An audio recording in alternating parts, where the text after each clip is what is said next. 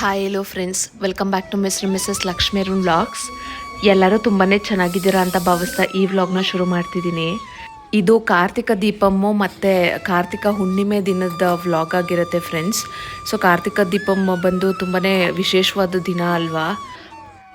ಕಾರ್ತಿಕ ದೀಪಂ ದಿನ ಬಂದು ತಿರುವಣ್ಣಾಮಲೆಯಲ್ಲಿ ದೊಡ್ಡ ದೀಪ ಹಚ್ತಾರಲ್ಲ, ಅದು ತುಂಬಾ ವಿಶೇಷ. ಅಲ್ಲಿ ದೀಪ ಹಚ್ಚಿದ ಮೇಲೆ ಎಲ್ಲರ ಮನೆಗಳಲ್ಲೂ ಸಂಜೆ ಹೊತ್ತಲ್ಲಿ ದೀಪ ಹಚ್ತಾರಲ್ಲ, ಮನೆಗೆ ತುಂಬಾ ಶುಭ ಅಂತ ಹೇಳ್ತಾರೆ. ಇನ್ನು ಪೌರ್ಣಮಿ ದಿನ ಬಂದು ನಾವು ಯಾವಾಗಲೂ ವಿಶೇಷವಾಗಿ ಪೂಜೆ ಮಾಡ್ತೀವಿ. ಅದರಲ್ಲೂ ಕಾರ್ತಿಕ ಹುಣ್ಣಿಮೆ ಬಂದು ತುಂಬಾ ಒಳ್ಳೆ ದಿನ. ಇವತ್ತಿನ ಪೂಜೆಗೆ ನೈವೇದ್ಯಕ್ಕೆ ಪಾಯಸ ಮಾಡ್ತಿದ್ದೀನಿ. ಶಾವಿಗೆ ಪಾಯಸ ಮಾಡೋದು ತುಂಬಾ ಈಸಿ. ಹಾಲನ್ನ ಚೆನ್ನಾಗಿ ಕುದಿಸ್ಕೊಂಡು ಅದಕ್ಕೆ ಬೆಲ್ಲ ಹಾಕಬೇಕು. ಬೆಲ್ಲ ಕರಗಿ ಬಂದಮೇಲೆ ಸೊ ಅದನ್ನು ಸೈಡಲ್ಲಿ ಎತ್ತಿಟ್ಕೊಂಡು ಒಂದು ಪಾತ್ರೆಯಲ್ಲಿ ತುಪ್ಪ ಹಾಕಿ ನಾವು ಏನು ಬೇಕೋ ಡ್ರೈ ಫ್ರೂಟ್ಸು ಅದನ್ನು ಬಳಸ್ಕೋಬೋದು. ಇವತ್ತು ನಾನು ಪಂಪ್ಕಿನ್ ಸೀಡ್ಸು ಮತ್ತು ದ್ರಾಕ್ಷಿ ಗೋಡಂಬಿ ಮಾತ್ರ ಹುರ್ಕೊಂಡಿದ್ದೀನಿ. ಸೊ ಅದು ಹುರ್ಕೊಂಡ್ಮೇಲೆ ಶಾವಿಗೆ ನಮಗೆ ಸ್ವಲ್ಪ ಸಾಕು. ನಾನು ಮಾಡ್ತಿರೋದು ಜಸ್ಟು ಸ್ವಲ್ಪ ಕ್ವಾಂಟಿಟಿಯಲ್ಲಿ ಮಾಡ್ತಿದ್ದೀನಿ. 1-2 ಕೈ ಹಿಡಿ ಇದ್ದರೆ ಸಾಕು ಶಾವಿಗೆ. ಸೊ ಅದನ್ನು ಚೆನ್ನಾಗಿ ಬ್ರೌನ್ ಕಲರ್ ಬರೋವರೆಗೂ ಹುರ್ಕೊಂಡು ನಾವು ಕಾಯಿಸಿಟ್ಕೊಂಡಿದ್ವಲ್ಲ ಆ ಹಾಲಲ್ಲಿ ಈ ಡ್ರೈ ಫ್ರೂಟ್ಸು ಮತ್ತು ಶಾವಿಗೆನ ಹಾಕಿಬಿಟ್ಟು 1-2 ಕುದಿ ಬರೋವರೆಗೂ ಕುದಿಸಿದ್ರೆ ಸಾಕು, ಪಾಯಸ ರೆಡಿ ಆಗಿಬಿಡುತ್ತೆ.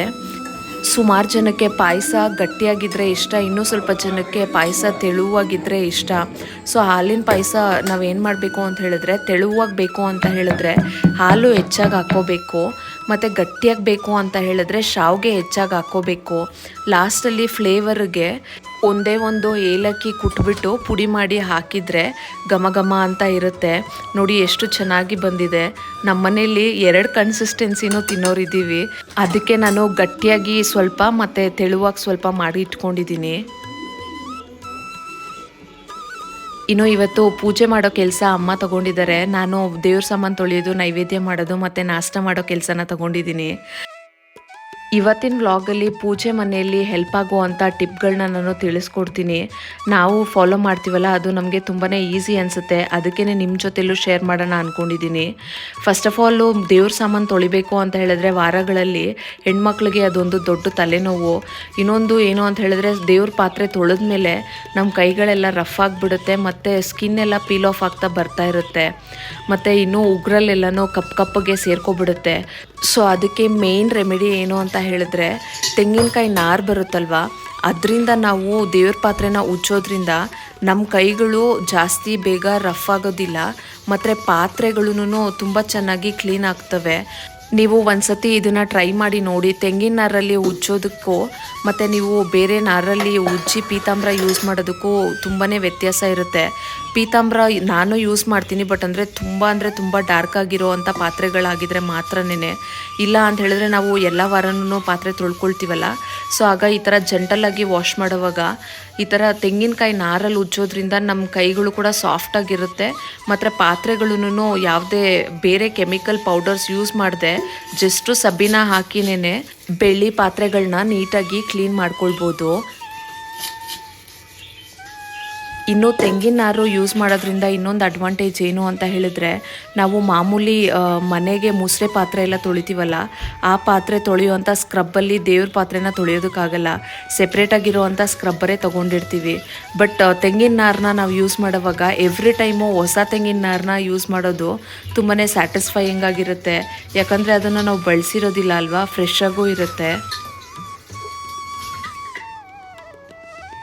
ನೋಡಿ, ಜಸ್ಟು ತೆಂಗಿನ ನಾರು ಬಳಸ್ಕೊಂಡು ಸಬೀನ ಯೂಸ್ ಮಾಡಿದರೆ ಸಾಕು, ಎಷ್ಟು ಚೆನ್ನಾಗಿ ಬೆಳ್ಳಿ ಪಾತ್ರೆ ಪಳಪಳ ಅಂತ ಅನ್ನುತ್ತೆ. ಯಾವುದೇ ಎಕ್ಸ್ಟ್ರಾ ಎಫರ್ಟ್ಸು ಹಾಕೋದು ಬೇಕಾಗಿಲ್ಲ ಮತ್ತು ಕೆಮಿಕಲ್ ಪೌಡರ್ಸು ಬೇಕಾಗಿಲ್ಲ. ಕೈ ಕೂಡ ತುಂಬಾ ಸಾಫ್ಟಾಗಿರುತ್ತೆ ಮತ್ತು ಉಗುರುಗಳು ಕಪ್ಪಾಗಲ್ಲ ಇದರಿಂದ. ಇನ್ನು ನಿಮ್ಮ ಮನೇಲಿ ಬೆಳ್ಳಿ ಪಾತ್ರೆಗಳು ಜಾಸ್ತಿ ಇದ್ದಾವೆ ಅಂತ ಹೇಳಿದ್ರೆ ಈ ಟಿಪ್ಪು ಡೆಫಿನೆಟ್ಲಿ ಯೂಸ್ ಆಗುತ್ತೆ ನಿಮಗೆ. ಬೆಳ್ಳಿ ಪಾತ್ರೆಗಳು ತೊಳೆದಿದ ತಕ್ಷಣವೇ ಒರೆಸಿ ಇಡೋದ್ರಿಂದ ಬ್ಲ್ಯಾಕ್ ಸ್ಪಾಟ್ಸು ಆಗೋದಿಲ್ಲ ಮತ್ತು ಕರೆ ಹಿಡ್ಕೊಳ್ಳೋದಿಲ್ಲ. ಬೆಳ್ಳಿ ಪಾತ್ರೆಗಳು ನೀವೇನಾದರೂ ಯೂಸ್ ಮಾಡ್ತಿಲ್ಲ ಅಂದಲ್ಲಿ ಅದನ್ನು ವೈಟ್ ಕ್ಲಾತಲ್ಲಿ ಸುತ್ತಬಿಟ್ಟು ನೀವು ಇಡೋದ್ರಿಂದ ಅದು ಆಕ್ಸಿಜನ್ಗೆ ಕಾಂಟ್ಯಾಕ್ಟ್ ಆಗಲಿಲ್ಲ ಅಂತ ಹೇಳಿದ್ರೆ ಬೇಗ ಕಪ್ಪಾಗೋದಿಲ್ಲ. ಯಾವಾಗ ಬೆಳ್ಳಿ ಪಾತ್ರೆಗಳು ಜಾಸ್ತಿ ಆಕ್ಸಿಜನ್ಗೆ ಕಾಂಟ್ಯಾಕ್ಟ್ ಆಗ್ತವಲ್ಲ, ಸೊ ಆಗ ಬ್ಲ್ಯಾಕ್ ಆಗಿಬಿಡುತ್ತೆ. ಇನ್ನು ಸುಮಾರು ಜನ ಮನೆಯಲ್ಲಿ ಬ್ರಾಸ್ ಐಟಮ್ಸ್ನ ಇಟ್ಕೊಂಡಿರ್ತಾರೆ. ಅದನ್ನು ಕ್ಲೀನ್ ಮಾಡೋದು ತುಂಬಾ ಕಷ್ಟ.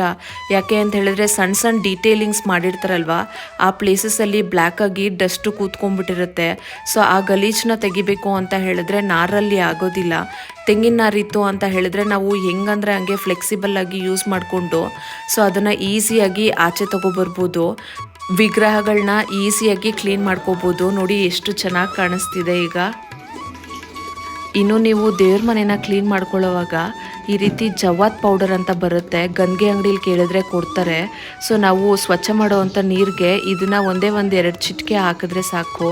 ಸೊ ಅದನ್ನು ಹಾಕಿ ಒರೆಸೋದ್ರಿಂದ ದೇವ್ರ ಸ್ಥಾನದಲ್ಲಿ ಬರುತ್ತಲ್ವ ಘಮ, ಆ ರೀತಿ ಒಂಥರ ದೈವಿಕವಾಗಿರುವಂಥ ಘಮ ಬರುತ್ತೆ. ಇನ್ನು ಇವತ್ತಿನ ನೈವೇದ್ಯಕ್ಕೆ ಪಾಯಸದ ಜೊತೆ ಚಿತ್ರಾನ್ನ ಕೂಡ ಮಾಡ್ಕೊಂಡಿದ್ದೆ. ಸೊ ಅದೇನೇ ನಾಷ್ಟಕ್ಕೂ ಆಗಿಬಿಡುತ್ತೆ ಅಂತ ಹೇಳಿಬಿಟ್ಟು ಮತ್ತು ಇವತ್ತು ಟೊಮೆಟೊ ಹಾಕದಿರನೇ ಚಿತ್ರಾನ್ನ ಮಾಡಿದ್ದೆ. ತುಂಬ ಚೆನ್ನಾಗಿ ಬಂದಿತ್ತು. ದೇವಸ್ಥಾನದಲ್ಲಿ ಪ್ರಸಾದ ಮಾಡ್ತಾರಲ್ವ ಆ ರೀತಿಯೇ ಬಂದಿತ್ತು ಟೇಸ್ಟು.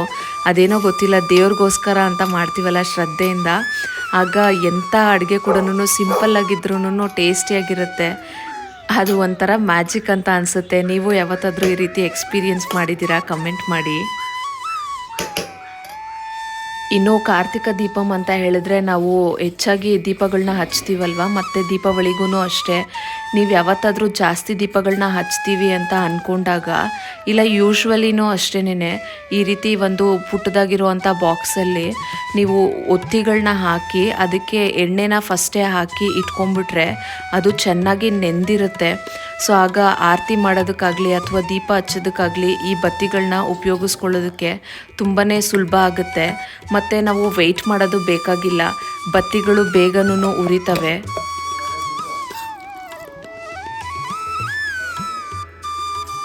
ನೋಡಿ, ನಾನು ಪಾಯಸ ಹೇಳಿದ್ನಲ್ವ ಗಟ್ಟಿ ಆಗುತ್ತೆ ಅಂತ.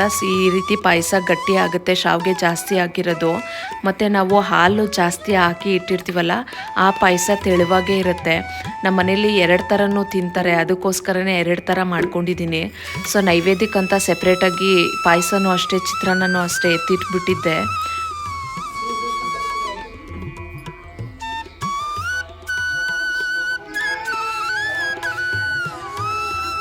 ಬೆಳಗಿನ ಪೂಜೆ ಅಮ್ಮ ಮಾಡಿದರು. ಇನ್ನು ಸಂಜೆ ಮನೆಯಲ್ಲೆಲ್ಲ ದೀಪ ಹಚ್ಚಿ ಇಡಬೇಕಾಗಿತ್ತಲ್ವ. ಸೊ ಆಫೀಸ್ ಕೆಲಸ ಮುಗಿಸ್ಕೊಂಡು ಬಂದು ಫಸ್ಟು ಕೈಕಾಲು ತೊಳ್ಕೊಂಡು ದೀಪ ಹಚ್ಚಿದೆ. ದೀಪ ಹಚ್ಚಿದ ಸ್ವಲ್ಪ ಹೊತ್ತಿಗೆ ಹೊರಗಡೆ ಗಾಳಿಗೆ ದೀಪ ಎಲ್ಲ ಆರೋಯ್ತು. ಬೇಜಾರಾಗುತ್ತೆ ಈ ರೀತಿ ವಿಶೇಷವಾಗಿರೋ ದಿನವೆಲ್ಲ ಈ ಥರ ದೀಪ ಆರೋಯ್ತು ಅಂತ ಹೇಳಿದ್ರೆ. ಬಟ್ ಅನ್ಫಾರ್ಚುನೇಟ್ಲಿ ಏನೂ ಮಾಡೋದಕ್ಕಾಗಲ್ಲ, ಶೀತದ ಗಾಳಿ ಅಲ್ವಾ. ಸೊ ಅದಕ್ಕೆ ಏನು ಮಾಡಬೇಕು ಅಂತ ಹೇಳಿದ್ರೆ, ಈ ರೀತಿ ನಾವು ದೀಪಕ್ಕೆ ಮುಂದ್ಗಡೆ ಸ್ವಲ್ಪ ಪಚ್ಚಕರ್ಪೂರ ಪುಡಿ ಮಾಡಿಬಿಟ್ಟು ಸೊ ಆ ಒತ್ತಿಗೆ ಹಚ್ಬಿಟ್ಟು ಆಮೇಲೆ ಅಂಟಿಸೋದ್ರಿಂದ ದೀಪ ಬೇಗ ಆರೋಗೋದಿಲ್ಲ. ತುಂಬಾ ಸುಲಭವಾಗಿ ದೀಪ ಹಚ್ಬೋದು.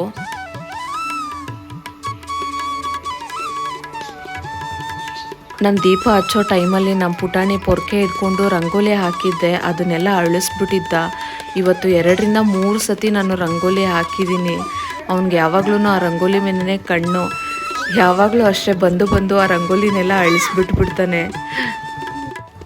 ಇನ್ನು ನಾವು ದೀಪಗಳು ಹಚ್ಚೋವಾಗ ದೀಪಾವಳಿ ಆಗಿರಲಿ ಅಥವಾ ಯಾವುದೇ ವಿಶೇಷವಾಗಿ ದಿನ ಆಗಿರಲಿ, ಮನೇಲಿ ಹೊರಗಡೆ ಕಿಟಕಿಯಲ್ಲೆಲ್ಲ ದೀಪ ಹಚ್ಚೋವಾಗ ಎಣ್ಣೆ ಕರೆಗಳು ಹಂಗೆ ನಿಂತ್ಕೊಳ್ಳುತ್ತಲ್ವ. ಸೊ ಆಗ ನಾವೇನು ಮಾಡ್ಬೋದು ಅಂತ ಹೇಳಿದ್ರೆ, ಕಾರ್ಡ್ಬೋರ್ಡ್ ಶೀಟ್ ಬರುತ್ತಲ್ಲ ಅದನ್ನು ಕಟ್ ಮಾಡಿಬಿಟ್ಟು ಅದನ್ನಿಟ್ಟು ಅದ್ರ ಮೇಲೆ ದೀಪ ಹಚ್ಚೋದ್ರಿಂದ ಎಣ್ಣೆ ಕಾರ್ಡ್ಬೋರ್ಡ್ ಶೀಟೇ ಎಳ್ಕೊಳ್ಳೋದ್ರಿಂದ ಗೋಡೆ ಎಲ್ಲ ಗಲೀಜಾಗೋದಿಲ್ಲ.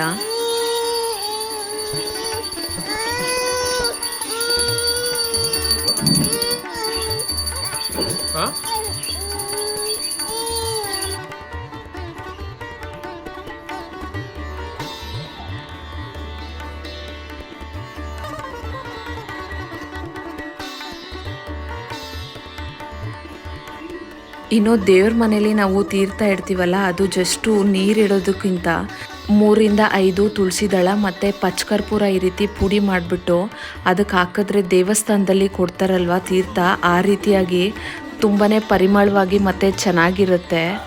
ಇದನ್ನು ನಾವು ಕೂಡ ತಗೋಬೋದು ಮತ್ತು ಫ್ಯಾಮಿಲಿ ಮೆಂಬರ್ಸ್ಗೂ ಕೊಡ್ಬೋದು. ಡಿವೈನ್ ಫೀಲ್ ಆಗಿರುತ್ತೆ. ಇನ್ನು ವಿಶೇಷವಾದ ದಿನ ಆಗಿರಲಿ ಅಥವಾ ನಾರ್ಮಲ್ ದಿನ ಆಗಿರಲಿ ಮನೇಲಿ ನಾವು ದೀಪ ಹಚ್ತೀವಿ. ಸೊ ಅದನ್ನು ಪ್ಲೇನಾಗಿ ಹಾಗೆ ಇಡೋದಕ್ಕಿಂತ ಈ ರೀತಿ ಪುಟಾಣಿ ರಂಗೋಲಿಗಳನ್ನ ಹಾಕ್ಕೊಂಡು ಅದಕ್ಕೆ ಅರಿಶಿನ ಕುಂಕುಮ ಇಟ್ಟು ಅದ್ರ ಮೇಲೆ ದೀಪ ಇಡೋದ್ರಿಂದ ದೇವ್ರ ಮನೆಗೆ ಕಳೆ ಕೂಡ ಬರುತ್ತೆ, ಒಂಥರ ದೈವಿಕವಾಗಿ ಕಾಣಿಸುತ್ತೆ. ರಂಗೋಲಿ ಹಾಕಕ್ಕೆ ಬರಲಿಲ್ಲ ಅಂದರೂ ಪರವಾಗಿಲ್ಲ, ಈಗೆಲ್ಲ 10 ರೂಪೀಸ್ ಕೊಟ್ರೇ ಚಿಕ್ಕ ಚಿಕ್ಕ ಸ್ಟೆನ್ಸಿಲ್ಸು ಸಿಗ್ತವೆ. ಸೊ ಅದನ್ನು ಇಟ್ಟು ಅದ್ರ ಮೇಲೆ ರಂಗೋಲಿ ಪುಡಿ ಹಾಕಿ ಈ ರೀತಿ ಗೋಮಾತೆನೆಲ್ಲ ಡ್ರಾ ಮಾಡ್ಕೋಬೋದು. ತುಂಬಾ ಡಿವೈನ್ಲಿ ಫೀಲ್ ಕೊಡುತ್ತೆ.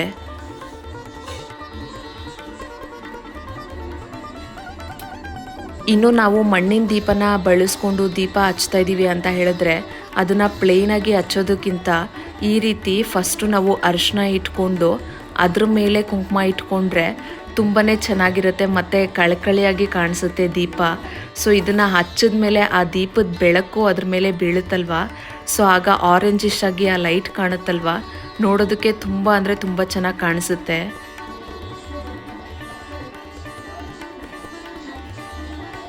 ಇನ್ನು ಮನೆಯಲ್ಲಿ ಯಾವುದೇ ದೀಪ ಹಚ್ಚಿದ್ರೂ ನಾವು ಸೊ ಅದಕ್ಕೆ ಪಚ್ಕರ್ಪೂರ ಸ್ವಲ್ಪ ಪುಡಿ ಮಾಡಿಕೊಂಡು ಹಾಕೋದ್ರಿಂದ ತುಂಬ ಒಳ್ಳೆ ಪರಿಮಳ ಕೊಡುತ್ತೆ. ಎಸೆನ್ಷಿಯಲ್ ಆಯಿಲ್ಸ್ನ ನಾವು ಲೈಟ್ ಮಾಡಿದ್ರೆ ಯಾವ ರೀತಿ ಫ್ರೇಗ್ರೆನ್ಸ್ ಬರುತ್ತಲ್ವ, ಆ ರೀತಿಯಾಗಿರುವಂಥ ಪರಿಮಳ ಬರುತ್ತೆ.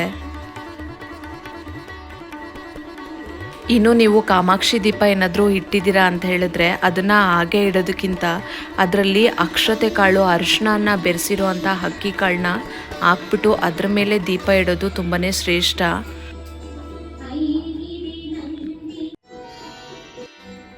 ದೇವ್ರ ಮನೆ ಚಿಕ್ಕದಾಗಿರಲಿ ಅಥವಾ ದೊಡ್ಡದಾಗಿರಲಿ ಅಲ್ಲಿ ಒಂದು ಪುಟ್ಟದಾಗಿರೋವಂಥ ರಂಗೋಲಿ ಹಾಕಿದ್ರೆ ಅಲ್ಲಿರೋವಂಥ ಕಳೆನೇ ಬೇರೆ. ದೇವ್ರ ಮನೆ ಒಳ್ಳೆ ದೇವಸ್ಥಾನ ಥರ ಕಂಗೊಳಿಸುತ್ತೆ. ಅದನ್ನು ನೋಡ್ತಿದ್ರೆ ಒಂಥರ ಪೀಸ್ ಆಫ್ ಮೈಂಡ್ ಸಿಗುತ್ತೆ. ಸೊ ನೋಡಿದ್ರಲ್ಲ ಫ್ರೆಂಡ್ಸ್, ಇದಾಗಿತ್ತು ಇವತ್ತಿನ ವ್ಲಾಗು. ನೀವು ನಿಮ್ಮ ಪೂಜೆ ಮನೆನ ಡಿವೈನ್ಲಿಯಾಗಿ ಇಟ್ಕೊಳ್ಳೋದಕ್ಕೆ ಯಾವ ಟಿಪ್ನ ಫಾಲೋ ಮಾಡ್ತೀರಾ ಅಂತ ಹೇಳಿ ಖಂಡಿತವಾಗ್ಲೂ ಕಮೆಂಟ್ ಮಾಡಿ ಫ್ರೆಂಡ್ಸ್. ಈ ರೀತಿಯಾಗಿ ನಮ್ಮ ಮನೇಲಿ ಕಾರ್ತಿಕ ದೀಪము ಮತ್ತು ಕಾರ್ತಿಕ ಹುಣ್ಣಿಮೆನ ಆಚರಣೆ ಮಾಡಿದ್ವಿ. ನೀವು ಯಾವ ರೀತಿ ಆಚರಣೆ ಮಾಡಿದ್ರಿ ಅಂತ ಹೇಳಿ ಕಮೆಂಟ್ ಮಾಡಿ. ಸೊ ನಾನು ಕೊಟ್ಟಿದ್ದ ಟಿಪ್ಸು ನಿಮಗೆ ಹೆಲ್ಪ್ ಆಗುತ್ತೆ ಅಂತ ಬಯಸ್ತೀನಿ. ನೀವೇನಾದರೂ ಇಲ್ಲಿವರೆಗೂ ಈ ವ್ಲಾಗ್ನ ನೋಡಿದ್ದೀರಾ ಅಂತ ಹೇಳಿದ್ರೆ ನಿಮ್ಮ ಪ್ರೀಶಿಯಸ್ ಟೈಮ್ನ ಸ್ಪೆಂಡ್ ಮಾಡಿ ಕಂಪ್ಲೀಟ್ ವಿಡಿಯೋನ ನೋಡಿದ್ದಕ್ಕೆ ಥ್ಯಾಂಕ್ ಯು ಸೋ ಮಚ್. ಈ ವಿಡಿಯೋ ನಿಮಗೆ ಇಷ್ಟ ಆಗಿದ್ರೆ ದಯವಿಟ್ಟು ಒಂದು ಲೈಕ್ ಮಾಡಿ ಮತ್ತು ಶೇರ್ ಮಾಡಿ. ನಿಮ್ಮ ಅಭಿಪ್ರಾಯನ ಕಮೆಂಟ್ ಮಾಡಿ ಫ್ರೆಂಡ್ಸ್. ನಮ್ಮ ಚಾನಲ್ಗೆ ಸಬ್ಸ್ಕ್ರೈಬ್ ಮಾಡಿ ನನಗೆ ಸಪೋರ್ಟ್ ಮಾಡಿ. Thank you for watching. Will catch you in next vlog.